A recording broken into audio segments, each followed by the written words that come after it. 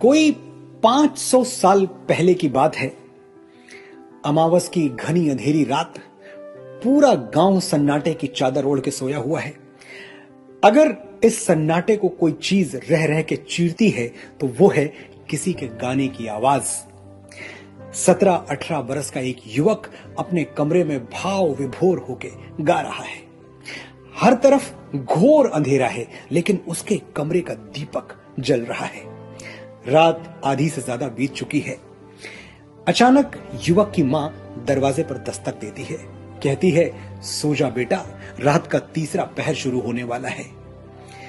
युवक मां की बात मानकर सुनकर चुप होता है। सोचता है मां ठीक ही कह रही है, सोने का ही समय है। तभी कहीं से पपीहे की आवाज सुनाई देती है, पीयू पीयू पीयू।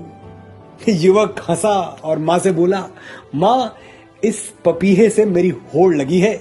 जब तक ये नहीं चुप हो जाता, मैं कैसे चुप हो जाऊं। ये अपने पीयू को, अपने प्रीतम को पुकार रहा है, मैं अपने प्रीतम को पुकार रहा हूं। इसका प्रीतम तो फिर भी कहीं आसपास ही होगा, मेरा प्रीतम तो बहुत दूर है। मुझे तो जीवन भर पुकारना होगा, सांस टूटने तक गाना होगा। अमावस की वो रात तो बीत गई, लेकिन वो युवक सचमुच जीवन भर गाता रहा, पूरे प्राणों से गाता रहा, पूरी आत्मा से गाता रहा, और गा गा के उसने परमात्मा को पा लिया।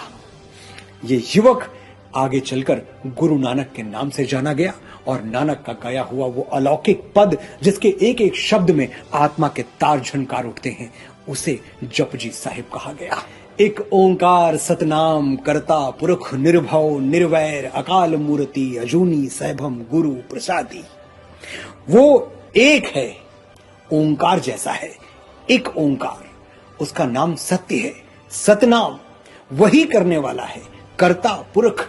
दुनिया में किसी को भी यह धोखा हो सकता है कि जो हो रहा है मेरे करने से हो रहा है, लेकिन अंतिम सच यही है कि करने वाला कोई और है, हम निमित्त मात्र हैं। ना उसको किसी से भय है, ना किसी से बैर, निर्भव निर्वैर। वो एक ऐसी प्रतिमा है जो काल यानी समय से परे है, अकाल मूर्ति। अयोनी है, योनि से नहीं जन्मा, स्वयंभू है। अजूनी सैभम, और उसे पाने का एक ही मार्ग है, गुरु प्रसादी, यानी गुरुओं से वो प्रसाद स्वरूप मिल गया तो मिल गया, बाकी दुनिया के किसी बाजार में उसे खरीदा नहीं जा सकता, किसी धन से तोला नहीं जा सकता, और किसी तलवार से जीता नहीं जा सकता। परमात्मा की ऐसी वन लाइन डेफिनेशन शायद ही कहीं और सुनने को मिले जैसी नानक ने सुना दी।